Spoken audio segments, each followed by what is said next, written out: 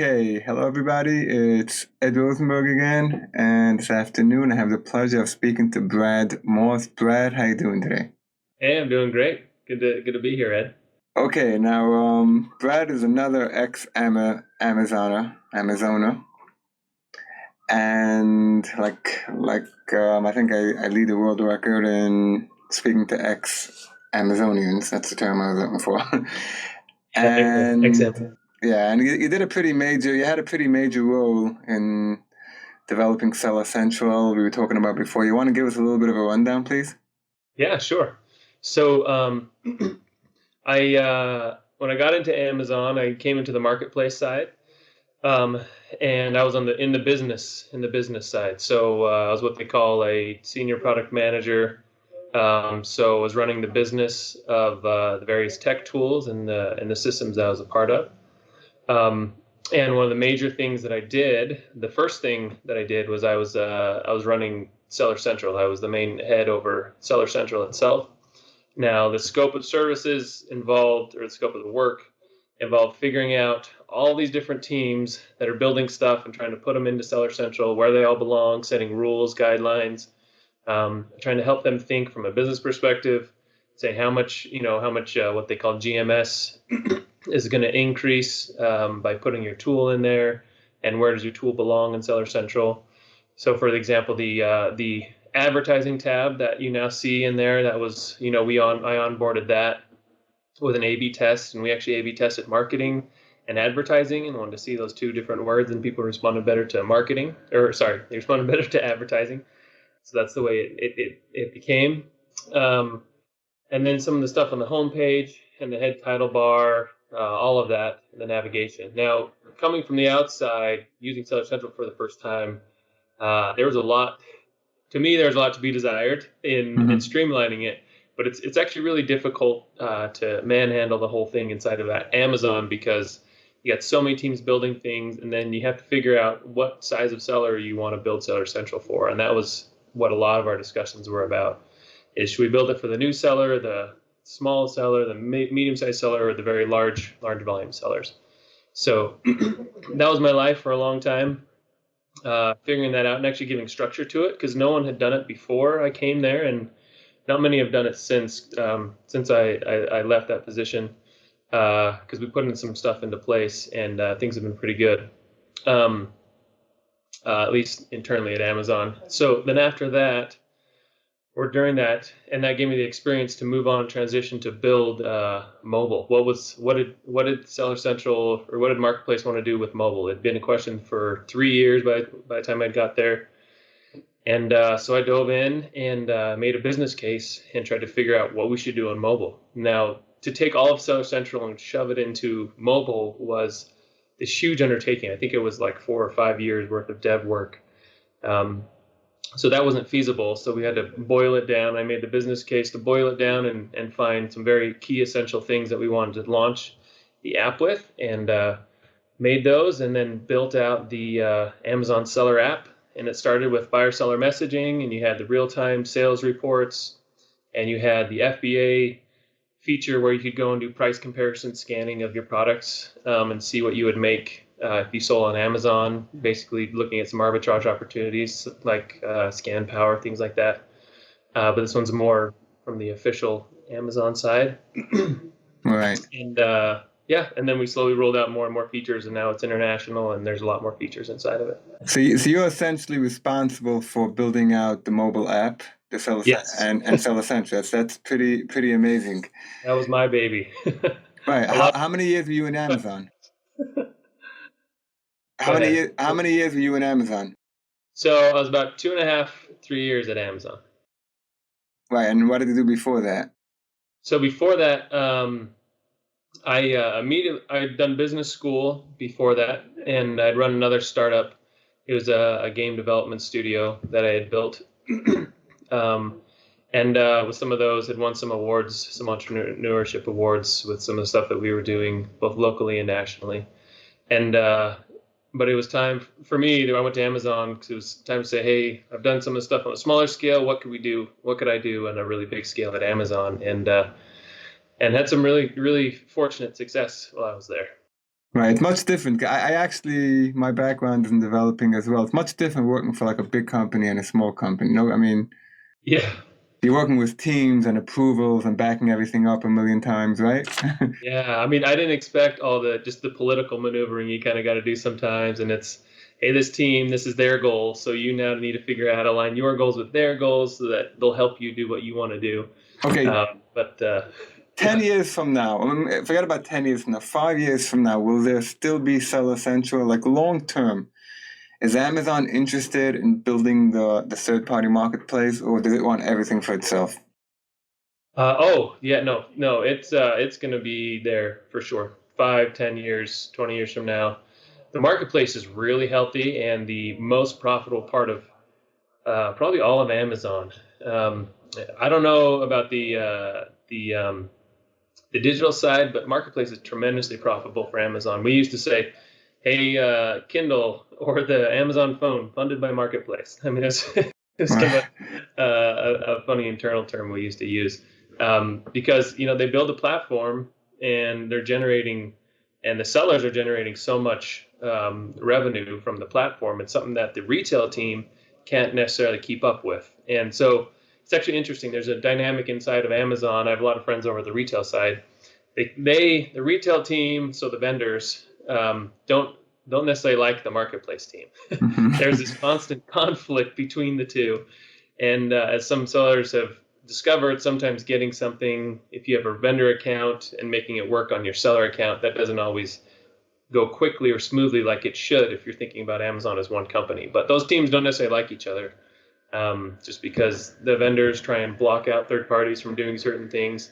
The third parties eating the vendor's lunch, and a Hmm. lot of other things. So yeah, so it's they do that on purpose to create healthy competition inside of Amazon, so Hmm. both will grow and prosper. And long term, there's definitely going to be a marketplace. Right. Now, what's your position? I don't know what you can comment on, but let's say as far as seller performance is concerned, you dealt with seller performance in some way? Yeah, definitely.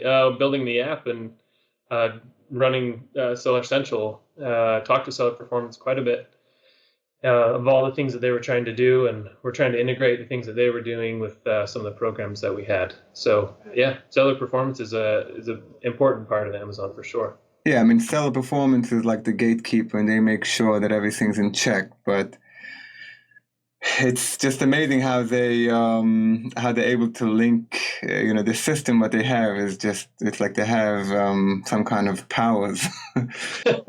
No, they do. They have some really strong veto powers at times, and I mean it's the idea that Amazon doesn't necessarily want to be like eBay, where the consumer's stigma of eBay is I don't know who's on there. At least this is internally at Amazon they're feeling. The stigma of eBay was not necessarily knowing who was selling and what was the consumer trust of what was selling on there. And with marketplace, that's the number one thing is if marketplace is opening it up to all these sellers, how do we make sure that the consumer trust is there? And so, seller performance is the team is responsible for policing all of that and making sure that the stuff that sellers are selling and the experience is the best experience possible for consumers. Right, right, and I get that. I mean, I know when I buy something, I don't think it's just click click. I spent $300-400. I mean, And everything I buy is on Amazon, and I get it. It's because of seller performance. It's just I find it amazing because I deal a lot with sellers, very large sellers, and yeah. they could take a seller that's doing $10 million a year for 10 years, and he can have a bad 24 hours and adios. And just close them down, which is sometimes they shoot before they Yeah. they shoot before they think because of some yeah whatever reasons internally, which is actually really scary and not It very good. But it's frightening. yeah, It's frightening. So you can have the specific cases I'm dealing with. It's frightening. But anyways, let's move on a little bit. It sounded very interesting. What do you do now? You help Amazon sellers still? yeah. So upon leaving Amazon, there was I didn't necessarily focus or try and go into this field, but as soon as I left, I had a lot of people that were pinging me and asking me for help, and realizing being so deep in the code and the systems of marketplace and the very systems, I realize there's so much that Amazon does not explain to people, just because sometimes they don't even know themselves. I mean, they're built. It's like they're built in such a scattered way, and they do this on purpose so teams can build faster, but they're not always all connected. So there's so many dispersed little tiny tricks and little tiny things that consumers don't even know about or sellers don't even know about. It's like not even surfaced anywhere on the help or on the web page. The help team really tries to get that, but sometimes the dev team's not very good at getting the help team to or helping the help team write their copy. But there's just so many things that are problematic on selling on Amazon. I had a lot of people coming to me and asking, "Hey, how do I do this? I need to try and sell this stuff on Amazon." And so basically, started up essentially a management consulting company for selling on Amazon. So what I do, and I have another partner who's another ex-Amazon guy, um, and both of us had run businesses inside of Amazon. He ran a lot of fulfillment programs, some really awesome international things as well. And what we started was a firm where we help people sell on Amazon. Essentially, we try and make it a one-stop shop where people, once they have their inventory, we run the whole thing for them. We run everything from PPC to keyword optimization to back-end configurations, new products, getting them up listed, optimizing existing products, and we've seen some really, really good success with all of our clients. We bring them on, people who've been on Amazon for a long time, and we say, "Oh, you're doing these 10 things wrong, and here's a few like really odd, quirky things in the system that you're doing wrong that you should not look at or look at." And we optimize their stuff and really get their sales going. Yeah, we've done some really good work. So we're doing that full time. That's our gig, and we're growing. We're helping a lot of people sell millions and millions of dollars on Amazon. Wow. It's Okay. pretty fun. Yeah, that's what it's about, and that's great.